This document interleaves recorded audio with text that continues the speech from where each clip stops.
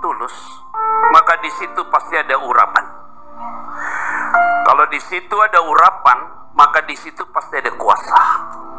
Dan setiap kuasa itu, disitulah menandakan Tuhan hadir. Oleh karena itu di dalam ruangan ini, seluruh jemaat yang hadir adalah orang-orang, pribadi-pribadi yang telah dipenuhi oleh Roh Kudus. Tidak ada satu pun yang hadir dalam ruangan ini yang tidak diberikan kuasa oleh Tuhan. Semua diberikan kuasa oleh Tuhan.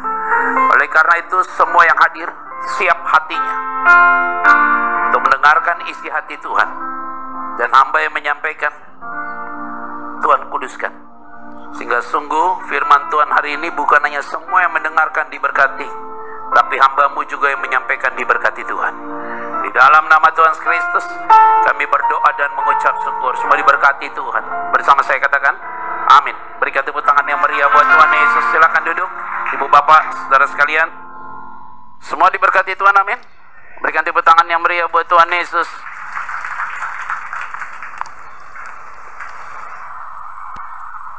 Terima kasih Andi untuk satu kesempatan hambanya bisa melayani bersama dengan kita di tempat ini. Memang saya bilang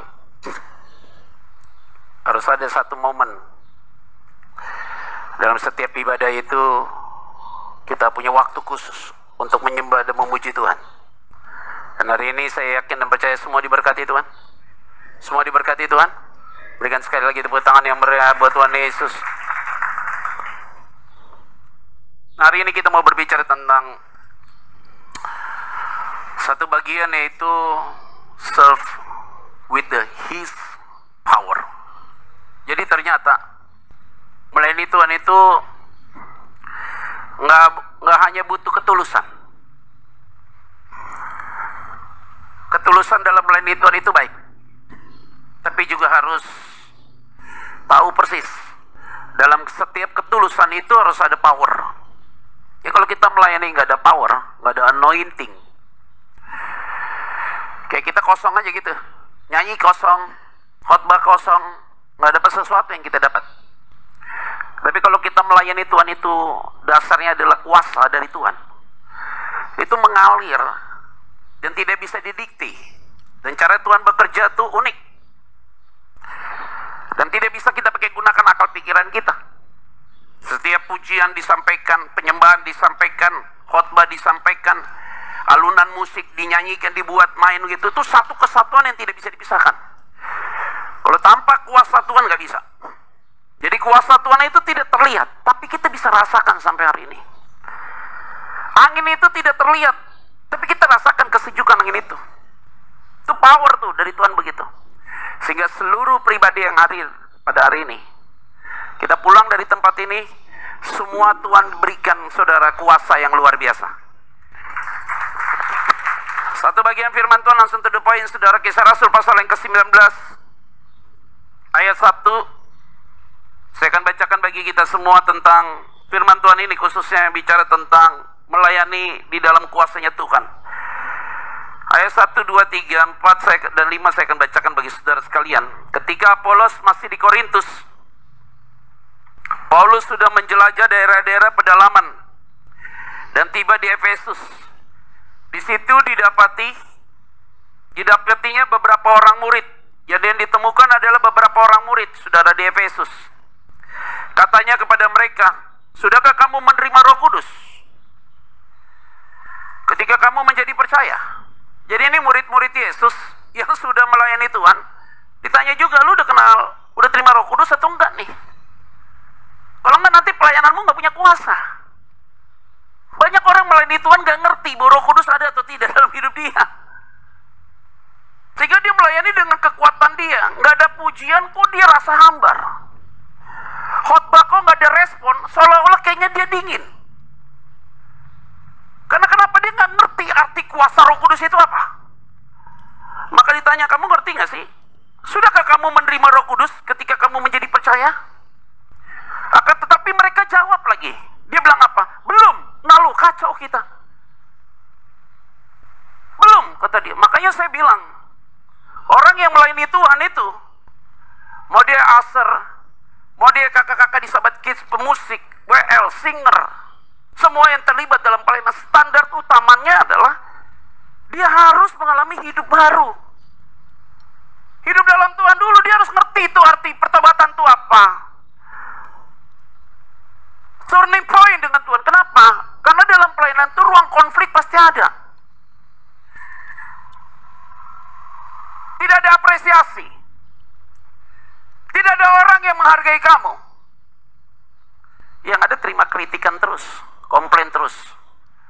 Nah, kalau orang-orang itu sudah dalam Kristus, ada Roh Kudus dalam hati dia, dia santai banget, nggak mudah baper loh, nggak mudah tersinggung, nggak mudah terluka.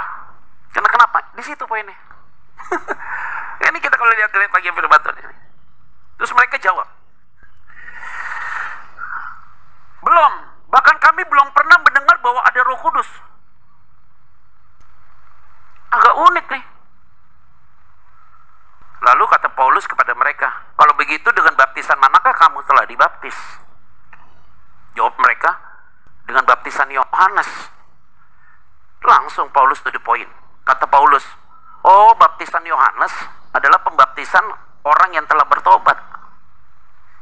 Udah bertobat. Yang tadinya penipu jadi nggak penipu, yang tadinya tukang berzina jadi nggak berzina, tukang bohong tidak bohong, hanya perilakunya yang berubah. Banyak orang kayak gitu ya. Dan ia berkata kepada orang banyak bahwa mereka harus percaya kepada dia yang datang kemudian daripadanya. Siapa itu? Yesus, katanya.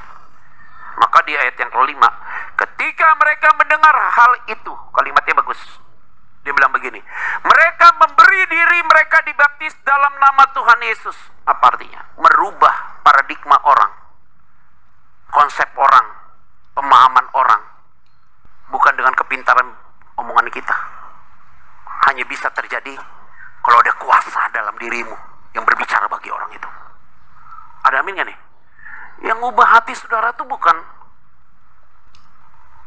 mulut saya pintar ngomong.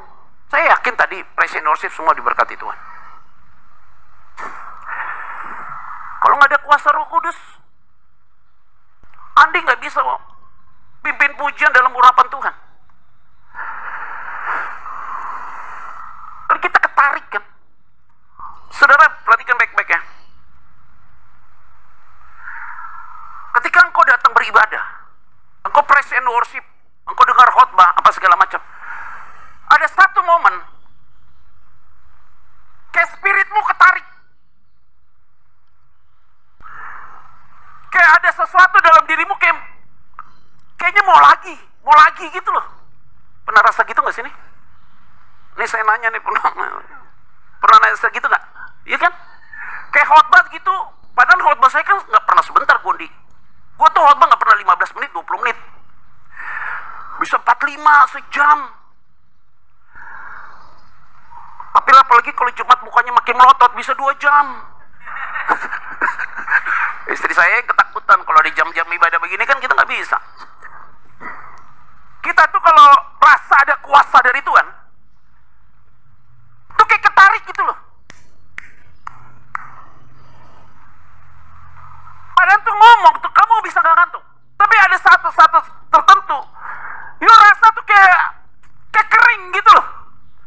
Kayak ada sesuatu yang kemudian kita menilai dengan diri pribadi kita bilang gini, kok gue rasa yang hari ini gak ada hadirat Tuhan ya, kok gue rasa kok pujiannya kok kurang nendang ya, kok khotbahnya kok gue gak feel ya. Kenapa begitu? Karena ada sesuatu yang belum beres.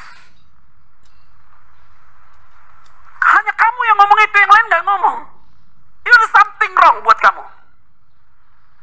Harus beres dulu dirimu. Makanya untuk merubah paradigma orang, lu udah ada Roh Kudus gak? Belum. Lu dibaptis dulu. Oke deh, gue dibaptis deh. Itu orang sampai berubah pola pikirnya begitu. Itu hanya Tuhan yang bisa kerja begitu. Jadi hari ini saya kasih tahu, kita nggak punya kemampuan mengubah paradigma orang, konsep orang, cara pandang orang. Melayani Tuhan itu kita nggak bisa ubah orang. Tapi kalau ada kuasa Tuhan di dalamnya, kita tuh hanya alat Tuhan. Dan kuasa Tuhan tuh bekerja untuk mengubah konsep pemikiran, pemahaman orang. Yang bilang setuju, katakan. Poin kedua, ayat 6. Dan ketika Paulus menumpangkan tangan di atas mereka, turunlah Roh Kudus ke atas mereka, dan mulailah mereka berkata-kata dalam bahasa roh dan bernubuat. Jadi pada saat itu, saudara tahu dulu nih konteksnya. Jemaat Efesus itu adalah jemaat yang punya background penyembahan berhala. Sehingga ketika mereka itu menyembah berhala, dan ketika mereka terima Roh Kudus dalam hati mereka, maka terjadilah manifestasi berbahasa roh dan bernubuat khusus untuk jemaat itu. Jadi itu sebagai sebuah tanda di mana orang ini yang hidupnya dalam penyembahan berhala diubah oleh Tuhan menjadi manusia yang baru dengan tanda itu. Jadi tanda yang disampaikan dalam berbahasa roh atau penubuatan itu adalah salah satu tanda orang yang dipenuhi Roh Kudus. Salah satu tanda. Tanda yang lain apa? Sukacita, damai sejahtera, pengendalian diri, tidak mengingini hawa nafsu. Galatia pasal 5. Jadi kita punya masalah, kita punya pergumulan, sakit, penyakit, ekonomi, pergaulan, tingkat konflik, tapi kamu tetap ada damai dan ada sukacita, dan engkau tahu bahwa itu pasti selesai. Kamu dipenuhi Roh Kudus. Ada amin kan nih? Itu poinnya. Tanggal berapa nih sekarang? Berapa Len? Walaupun ini pertengahan bulan, wajahnya masih seger. Biasa rekening mulai bocor nih.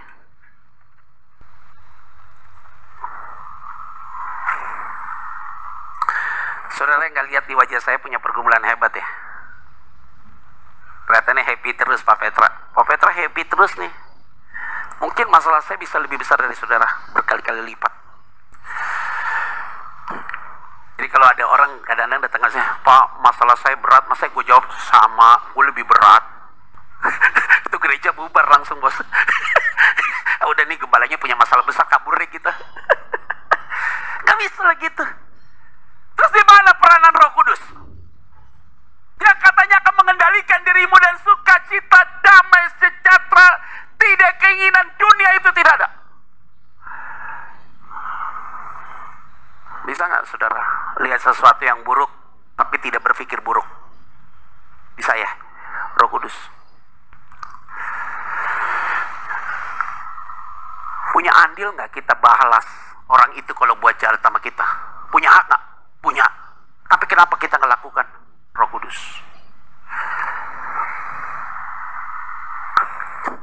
Punya hak nggak gue sakit hati sama manusia? Udah lempar gue pakai kotoran binatang. Punya, gue punya hak. Tapi saya ambil itu nggak? Nggak. Kenapa? Roh Kudus.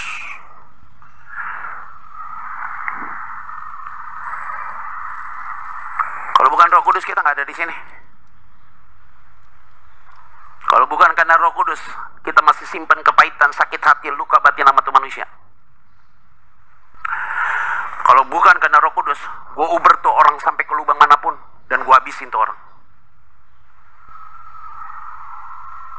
Tapi karena ada pekerjaan Roh Kudus, lihat wajah dia, lihat orang yang telah sakiti kita, lihat orang yang pernah lukai kita, kita tetap lihat wajah dia bilang ini, Tuhan sayang kamu ya, Roh Kudus. Hebat. Ini power nih dalam diri kita nih, nggak kelihatan, tapi kelihatan dari buah roh. Ya kita kalau gini ya, ini pengendalian dari self control kita nih. Paulus ngomong gitu, ayat 11. Kalimatnya bagus nih. Oleh Paulus. Lihat lu, oleh Paulus. Oleh Paulus. Oleh Petra. Oleh PFC. Oleh Andi. Oleh siapa lagi hamba Tuhan yang lain. Allah mengadakan mujizat-mujizat yang luar biasa. Jadi Tuhan butuh saudara. Tuhan butuh saya. Tuhan butuh Andi.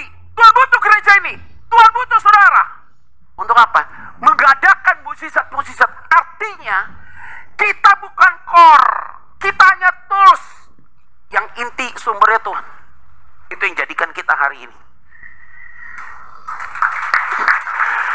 Jadi kalau mantu kita bilang gini, gue bangga punya mertua, Tuhan pakai kita sebagai mertua.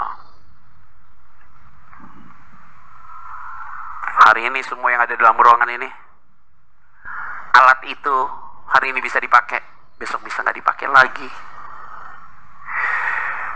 Tapi selagi alat itu masih dipakai, siap-siap sendok itu habis dipakai makan nasi bakar. Barusan gue makan nasi bakar, nggak mungkin tuh si mbak nggak bersihkan sendok itu. Pasti dia bersihkan lagi, karena nanti siang pasti ada rujak. Perasaan aja, tidak ada apresiasi, tidak ada orang yang menghargai kamu. Yang ada terima kritikan terus, komplain terus. Nah, kalau orang-orang itu sudah dalam Kristus, ada Roh Kudus dalam hati dia. Ini kita kalau lihat lagi firman Tuhan ini. Terus mereka jawab, belum, bahkan kami belum pernah mendengar bahwa ada Roh Kudus. Agak unik nih. Lalu kata Paulus kepada mereka, kalau begitu dengan baptisan manakah kamu telah dibaptis? Jawab mereka, dengan baptisan Yohanes. Langsung Paulus to the point. Kata Paulus, oh, baptisan Yohanes adalah pembaptisan orang yang telah bertobat. Udah bertobat. Yang tadinya penipu jadi nggak penipu, tukang berzina jadi nggak berzina, tukang bohong tidak bohong. Hanya perilakunya yang berubah. Banyak orang kayak gitu ya. Dan ia berkata kepada orang banyak bahwa mereka harus percaya kepada dia yang datang kemudian daripadanya. Siapa itu? Yesus, katanya. Maka di ayat yang kelima, ketika mereka mendengar hal itu, kalimatnya bagus. Dia bilang begini, mereka memberi diri mereka dibaptis dalam nama Tuhan Yesus. Apa artinya? Merubah paradigma orang, konsep orang, pemahaman orang. Bukan dengan kepintaran omongan kita. Hanya bisa terjadi kalau ada kuasa dalam dirimu yang berbicara bagi orang itu. Ada amin gak nih? Yang ngubah hati saudara itu bukan mulut saya pintar ngomong. Saya yakin tadi presiden worship semua diberkati Tuhan. Kalau nggak ada kuasa Roh Kudus, Andi nggak bisa pimpin pujian dalam urapan Tuhan. Kan kita ketarik kan. Saudara perhatikan baik-baik ya. Ketika engkau datang beribadah, engkau praise and worship, engkau dengar khotbah, apa segala macam, ada satu momen kayak spiritmu ketarik, kayak ada sesuatu dalam dirimu kayaknya mau lagi gitu loh. Pernah rasa gitu nggak sih nih? Ini saya nanya nih, pernah nanya gitu nggak? Iya kan? Kayak khotbah gitu, padahal khotbah saya kan nggak pernah sebentar, Bondi. Gue tuh khotbah nggak pernah 15 menit, 20 menit. Bisa 45, sejam. Tapi apalagi kalau Jumat mukanya makin melotot, bisa 2 jam. Istri saya ketakutan kalau di jam-jam ibadah begini kan kita nggak bisa. Kita tuh kalau rasa ada kuasa dari Tuhan, tuh kayak ketarik gitu loh. Padahal tuh ngomong tuh kamu bisa nggak ngantuk. Tapi ada satu tertentu, you rasa tuh kayak kering gitu loh. Kayak ada sesuatu yang kemudian kita menilai dengan diri pribadi kita bilang gini, kok gue rasa yang hari ini nggak ada hadirat Tuhan ya? Kok gue rasa kok pujiannya kok kurang nendang ya? Kok khotbahnya kok gue nggak feel ya? Kenapa begitu? Karena ada sesuatu yang belum beres. Hanya kamu yang ngomong itu, yang lain nggak ngomong. Itu something wrong buat kamu. Harus beres dulu dirimu. Makanya untuk merubah paradigma orang, lu udah ada Roh Kudus gak? Belum. Lu dibaptis dulu. Oke deh, gue dibaptis deh. Itu orang sampai berubah pola pikirnya begitu. Itu hanya Tuhan yang bisa kerja begitu. Jadi hari ini saya kasih tahu, kita nggak punya kemampuan mengubah paradigma orang, konsep orang, cara pandang orang. Melayani Tuhan itu kita nggak bisa ubah orang. Tapi kalau ada kuasa Tuhan di dalamnya, kita tuh hanya alat Tuhan. Dan kuasa Tuhan tuh bekerja untuk mengubah konsep pemikiran, pemahaman orang. Yang setuju katakan. Poin kedua, ayat 6. Dan ketika Paulus menumpangkan tangan di atas mereka, turunlah Roh Kudus ke atas mereka, dan mulailah mereka berkata-kata dalam bahasa roh dan bernubuat. Jadi pada saat itu, saudara tahu dulu nih konteksnya. Jemaat Efesus itu adalah jemaat yang punya background penyembahan berhala. Sehingga ketika mereka itu menyembah berhala, dan ketika mereka terima Roh Kudus dalam hati mereka, maka terjadilah manifestasi berbahasa roh dan bernubuat khusus untuk jemaat itu. Jadi itu sebagai sebuah tanda di mana orang ini yang hidupnya dalam penyembahan berhala diubah oleh Tuhan menjadi manusia yang baru dengan tanda itu. Jadi tanda yang disampaikan dalam berbahasa roh atau penubuatan itu adalah salah satu tanda orang yang dipenuhi Roh Kudus. Salah satu tanda. Tanda yang lain apa? Sukacita, damai sejahtera, pengendalian diri, tidak mengingini hawa nafsu. Galatia pasal 5. Jadi kita punya masalah, kita punya pergumulan, sakit, penyakit, ekonomi, pergaulan, tingkat konflik, tapi kamu tetap ada damai dan ada sukacita, dan engkau tahu bahwa itu pasti selesai. Kamu dipenuhi Roh Kudus. Ada amin kan? Itu poinnya. Tanggal berapa nih sekarang? Berapa, Len? Walaupun ini pertengahan bulan, wajahnya masih seger. Biasa rekening mulai bocor nih.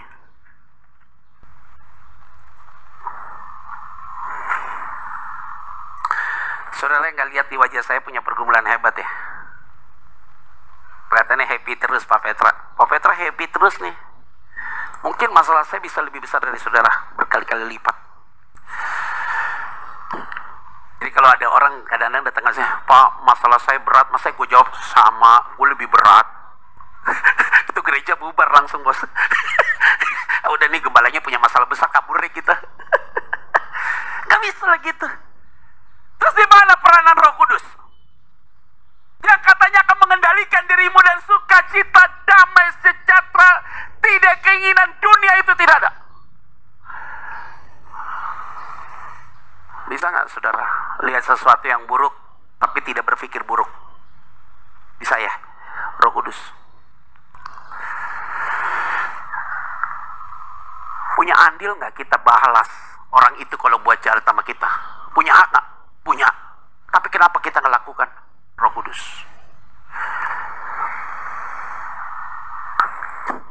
Punya hak nggak gue sakit hati sama manusia? Udah lempar gue pakai kotoran binatang.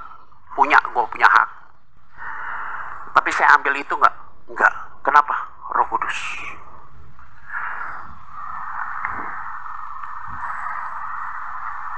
Kalau bukan Roh Kudus kita nggak ada di sini. Kalau bukan karena Roh Kudus, kita masih simpan kepahitan, sakit hati, luka batin sama tuh manusia. Kalau bukan karena Roh Kudus, gue uber tuh orang sampai ke lubang manapun dan gue habisin tuh orang. Tapi karena ada pekerjaan Roh Kudus, lihat wajah dia, lihat orang yang telah sakiti kita, lihat orang yang pernah lukai kita, kita tetap lihat wajah dia bilang gini, Tuhan sayang kamu ya, Roh Kudus. Hebat.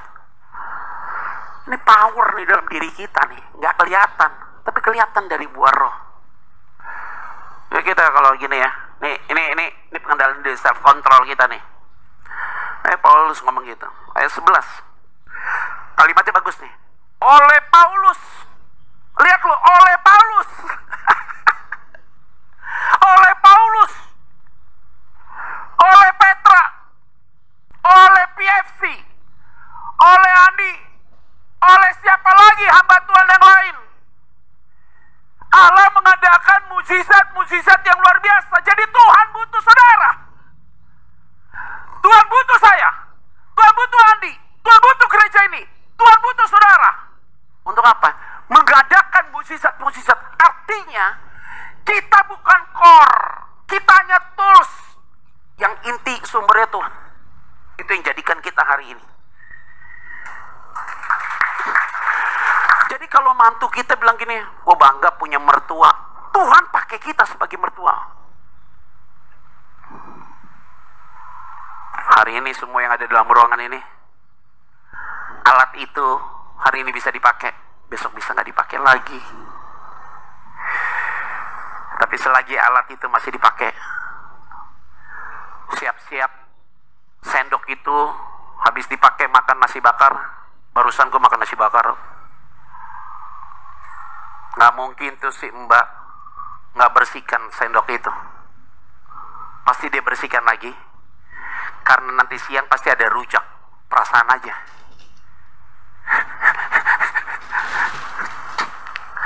Nanti makan rujak lagi, pasti mbak bersihin lagi.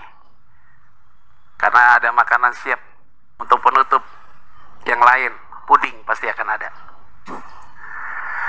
Nggak mungkin dong.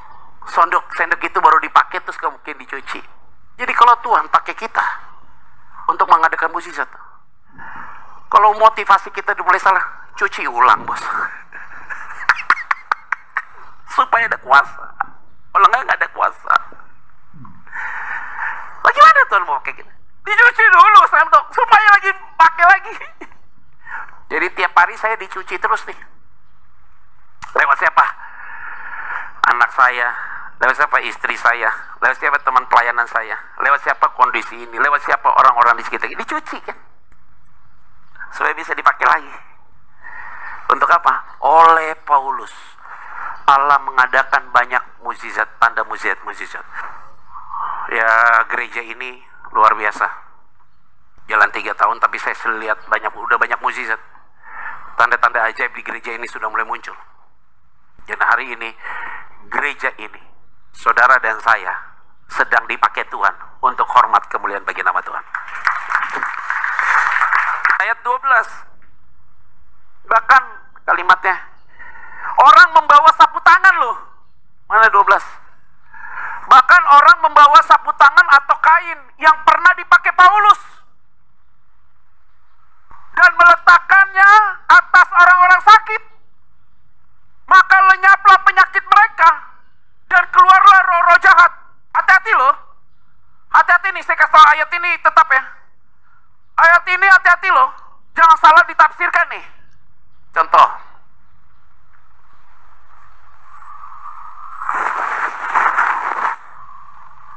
Saya baru lap ingat. Saya taruh di sini nih. Saya pergi, saudara keker nih. Kok ambil tisunya gembala nih. Diambil sama saudara. Ikutin ayat ini. Ada orang sakit diginiin. Orang sakit diginiin. Ada orang bawa amat sini. Konteks pada saat itu tidak ada rasul yang dipakai Tuhan kecuali Paulus.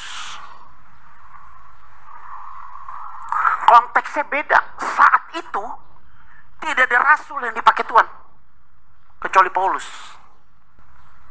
Jadi pas Paulus tinggalkan tempat itu, ada kebutuhan yang sangat mendesak. Tidak ada satu orang pun yang diurapi di situ yang dipakai Tuhan. Ya dia pakai yang ada. Alat itu dipakai Tuhan. Jadi jangan kaget. Banyak cara Tuhan bisa pakai. Masih ingat gak? Naaman kena kusta, disuruh pergi ke apa? Sungai Yordan. Celupkan diri 7 kali. Tahir gak? Tahir. Jangan nanti saudara pergi ke Sungai Yordan, yang sakit celupkan. Hitam jadi putih, pas balik belang loh.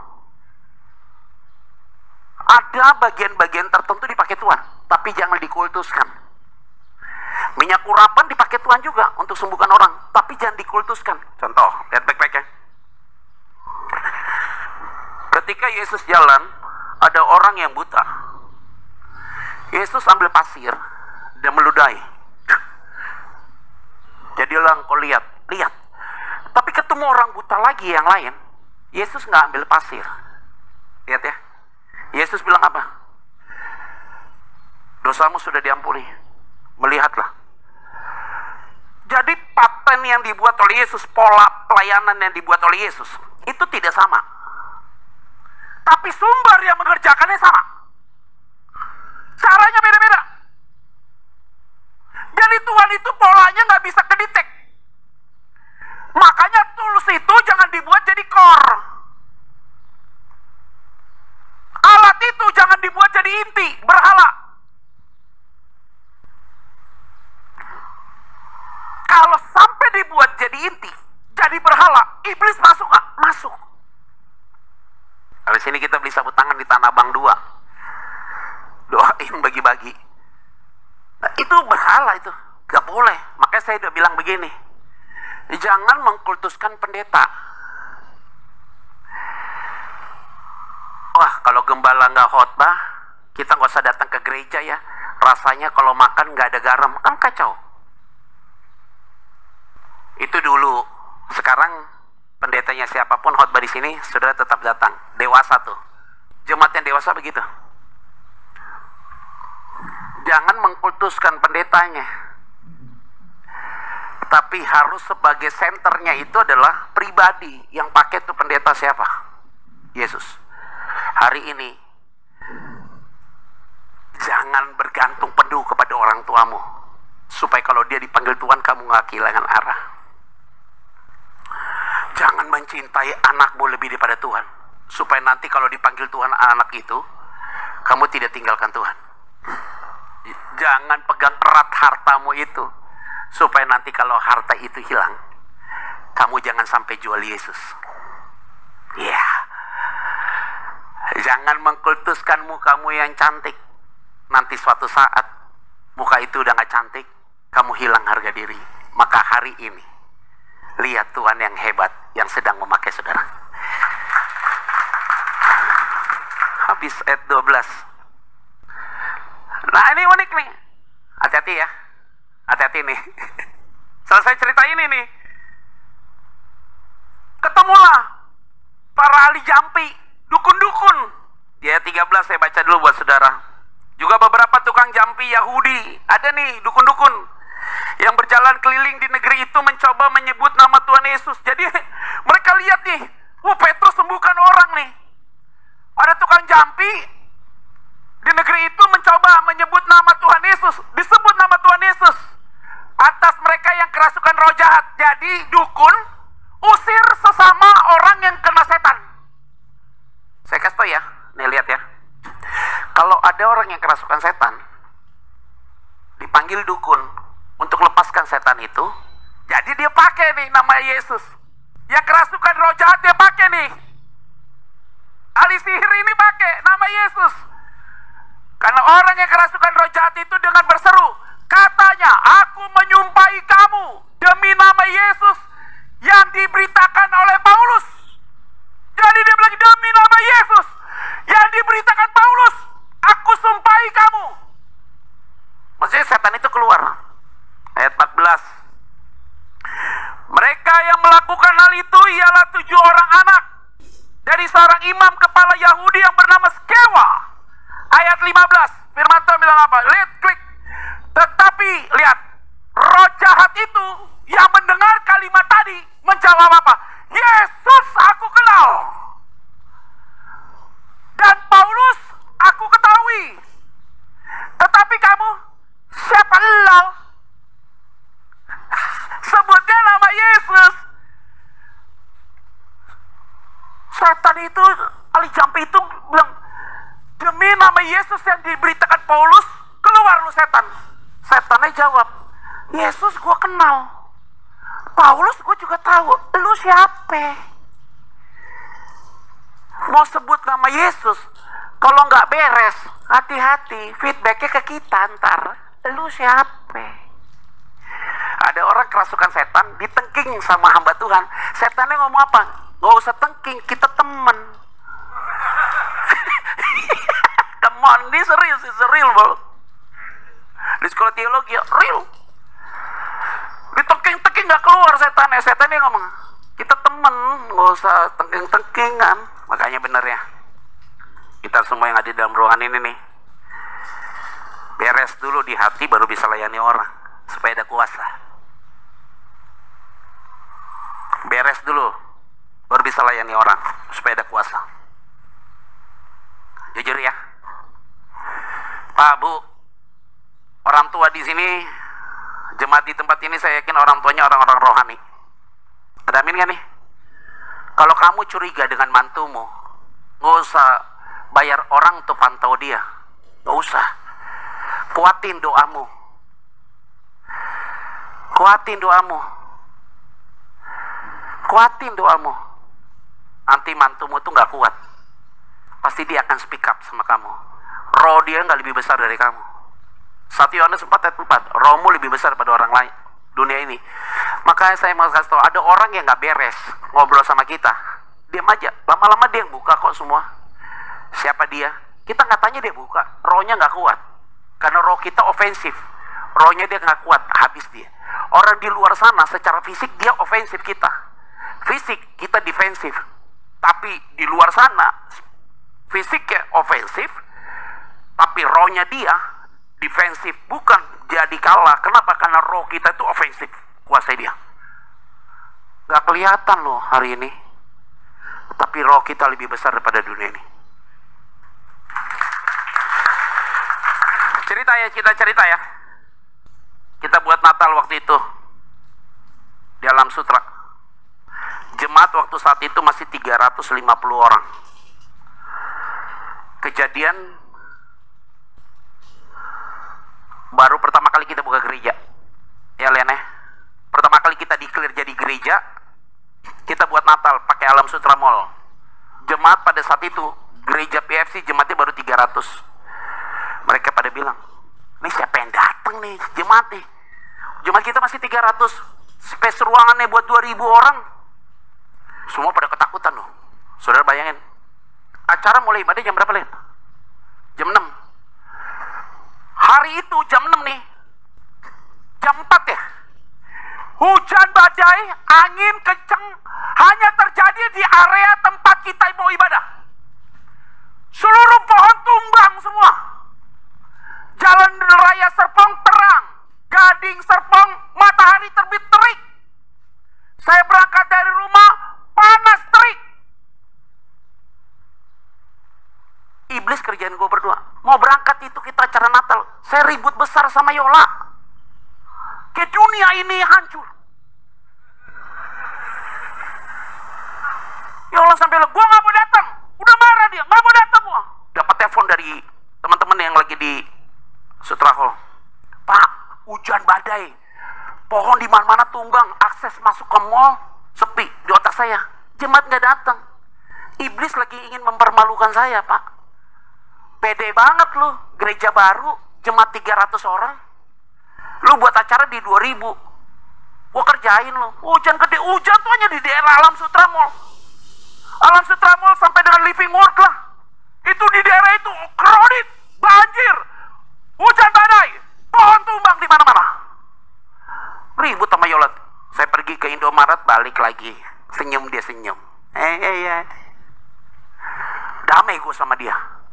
Masuk ke mobil, supir nyetir. Dia pakai Waze, gue pakai Google. Saya bilang pakai Google gini, dia bilang nggak pakai Waze. Ribut lagi. Ribut lagi bos di mobil, ribut. Udah kenceng, udah damai di rumah, ribut lagi. Ribut hebat di dalam mobil. Ini gua salah, lu yang salah, lu ribut lo. Sampai Alam Sutra, Pak. Waktu tinggal berapa menit lagi mau ibadah? 30 menit. Itu jalan crowded, mobil saya tuh nggak pakai forerunner, nggak pakai apa. Kayak Tuhan tuh buka jalan, mobil lewat begitu aja. Sampai di acara, duduk sebentar, pemusik bilang apa? Alat musik buat ngatur musik mati total, Tuhan Yesus. Semua sistem, semua di situ data-data mati total. Duduk nih kita, berdoa lu di atas panggung lo. Tuhan tolong, tolak iblis keluar. Jangan kamu ganggu ini tempat. Kami mau ibadah Tuhan.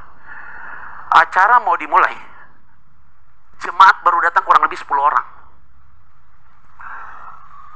Tinggal 10 menit lagi ibadah mau mulai. 10 orang mau datang, hanya 10 orang datang. Datang asar, masuk ke ruangan saya. Bro, Mulai nggak? Tarik lah, setengah jam lah. Gue kasih tau ya, kagak datang nih jemaat nih kayaknya nih. Hujan nih, badai nih, hujan di luar. Ya udah, air hujan sampai masuk ke area dek tuh bawah. Dia keluar ke ruangan ibadah, dia balik lagi. Bro, itu nggak nyampe 2 menit, nggak nyampe 5 menit, dia masuk lagi. Gila, orang datang kayak air, bos. Ya bener loh, iya. Mulai ibadah, pas saya lihat 75% ibadah penuh, full. Itu kaget, orang datang kayak air, but datang begitu. Mungkin Tuhan datangkan dari surga, diturunkan langsung. Hari itu selesai ibadah, baru saya paham. Apa itu? Kalau sesuatu yang benar dikerjakan dengan cara Tuhan, iblis gak suka. Dan hari ini, kalau kamu sudah kerja benar, melayani dengan benar, tapi tantangan begitu hebat, karena apa yang kamu kerjakan udah benar. Karena iblis gak suka, kamu benar. Jadi kalau kita dengar khotbah, kenapa kita ngantuk? Karena khotbahnya udah benar. Khotbahnya udah benar, kamunya aja yang salah. Kenapa tidur lu, setan masuk. Itu dia di situ tuh. Jadi saudara bilang, aduh hari ini khotbahnya gak nendang, pujiannya gak dapet, setan yang buat rusak hati lo. Jangan kita yang disalahin loh. Kita siap-siap, dia mau pimpin pujian, dia berdoa sendiri kok. Punya waktu bersekutu dengan Tuhan. Saya mau khotbah juga, saya berdoa sendiri kok. Terus saudara bilang, pujiannya gak nendang, sambil lu pimpin pujian lu gini dia. Sampai nendang bos, pakai ada pere. Khotbahnya nendang, gue lempar pakai speaker lu, ayolah. Kita tuh selalu just underestimate, terlalu prematur menilai. Itu yang saya bilang. Pujiannya bagus, persiapannya matang, khotbahnya sudah dipersiapkan dengan baik, sungguh-sungguh buat Tuhan. Kenapa kita ngantuk? Iblis gak suka kamu dengar sesuatu yang baik. Ada amin gak nih? Jadi ingat ya, kalau dengar firman Tuhan udah mulai ngantuk, iblis nih. Iblis bilang, lu yang mau. Udah selesai, habis. Itu gak dilakukan apa? Apa yang dilakukan oleh mereka? Habis tuh. Dukun-dukun habis tuh. Ayat 16 coba baca. Klik, saya baca. Dan orang yang dirasuk oleh roh jahat itu menerpa mereka dan menggagahi mereka semua dan mengalahkannya, sehingga mereka lari dari rumah orang itu dengan telanjang dan luka-luka. Dikerjain habis dengan luka-luka dia. Kenapa? Itu dia tuh. Paulus aku kenal, Yesus aku kenal, lu sih gue gak kenal. Gue kerjain lu, digagahi, sampai telanjang-telanjang, luka-luka. Hari ini beres di dalam, melayaninya nyaman. Beres nggak di dalam, jangan ada dalam pelayanan, supaya hidupmu jadi berkat. 8, 9, 20 terakhir. Selama 3 bulan Paulus mengunjungi rumah ibadat di situ dan mengajar dengan benar. Jadi Paulus ini rajin juga khotbah di mana-mana. Oleh pemberitaannya ia berusaha meyakinkan mereka tentang kerajaan Allah, Kingdom of God. Tetapi ada beberapa orang yang tegar hatinya. Wajar, gue udah sampaikan firman Tuhan dengan benar, kata Paulus, tapi ada orang yang tegar hatinya, keras juga. Terus saya mau ngapain lagi? Mereka tidak mau diyakinkan. Ini bahaya nih. Kalau dia udah gak suka, gak apa-apa. Tapi ada kalimat berikutnya, malahan mengumpat jalan Tuhan di depan orang banyak. Dihujat balik kebenaran firman Tuhan itu. Karena itu Paulus meninggalkan mereka dan memisahkan murid-muridnya dari mereka. Dan setiap hari berbicara di ruang kuliah Tiranosnya. Hari ini saya mau sampaikan, saudara yang benar saja sampaikan, orang bisa serapnya negatif. Ini dia, Paulus langsung apa? Gua pisahkan kamu dengan orang-orang demikian. Lebih baik jauhin orang-orang itu, karena orang-orang itu akan akan jadi toksik buat hidupmu.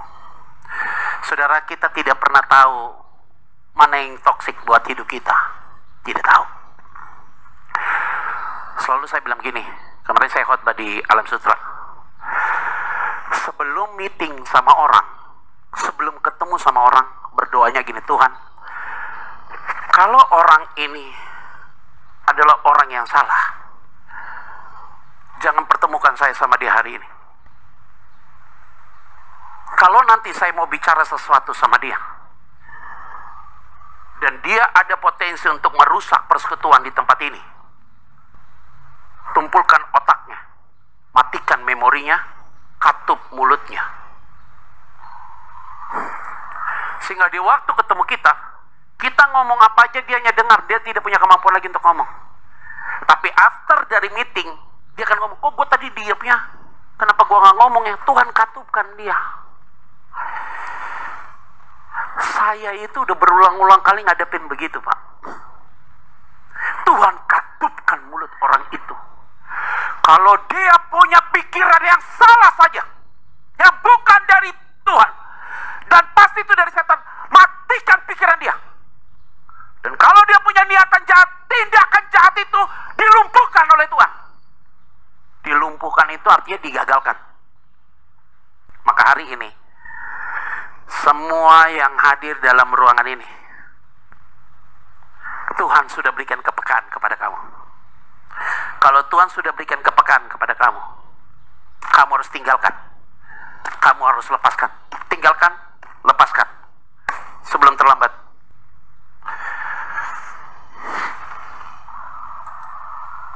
Sudah ulang-ulang kali itu terus dibahas. Kok gue kenapa ya? Kok gue gak nyaman? Putuskan hari ini. Buang. Tapi biasanya setelah kamu putuskan gitu, ternyata dia jadi berubah. Terus kamu punya iba lagi, mau lagi sama dia. Setan tuh yang buat tuh. Karena kamu sudah berdoa, Tuhan minta putuskan. Jangan masuk dalam perangkap itu.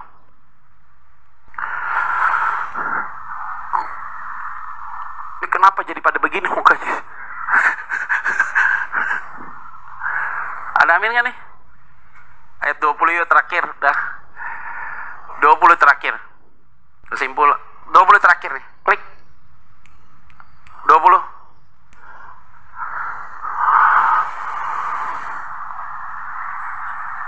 Ayat 20. Di sini keluar. Di sini enggak. Oke. Dengan jalan ini makin tersiarlah firman Tuhan dan makin berkuasa. Pasti melayani dalam kuasa Tuhan, firman-Nya makin berkuasa, punya impact yang besar. Dan saya yakin dan percaya semua yang hadir dalam ruangan ini berbuat yang baik. Karena yang baik itu akan menyebar lebih luas. Dan yang buruk itu akan mati dengan sendirinya. Yang setuju katakan, berikan tepuk tangan ya. Kesimpulan terakhir 5 poin. Dah, kita akan akhiri khotbah ini. 5 poin. Ada? Melayani tidak hanya bermodalkan ketulusan saja, benar. Tetapi apa? Kuasa Roh Kudus paling utama. 2. Kuasa Roh Kudus hadir dalam setiap pribadi yang sepenuhnya percaya dan mengandalkan Tuhan Yesus dalam hidupnya. Kalau nggak percaya, nggak mengandalkan Tuhan, ya selesai. Melihat kuasa Tuhan dinyatakan dalam setiap pelayanan ketika kita ada masalah. Kuasa Tuhan tuh bisa dilihat jelas pas ada masalah dalam pelayanan itu. Kuasa Tuhan akan terjadi ketika situasi dan kondisi sudah tidak dapat terkendalikan. Dan yang kelima terakhir, tidak akan pernah ada pelipat gandaan jika melayani dengan kekuatan diri sendiri tanpa andalkan kuasa Tuhan. Hari ini gereja ini ada bukan karena kekuatan dan gagah kita, tapi ada karena kekuatan Tuhan yang luar biasa. Tuhan Yesus memberkati kita semua. Happy Sunday. God bless you all.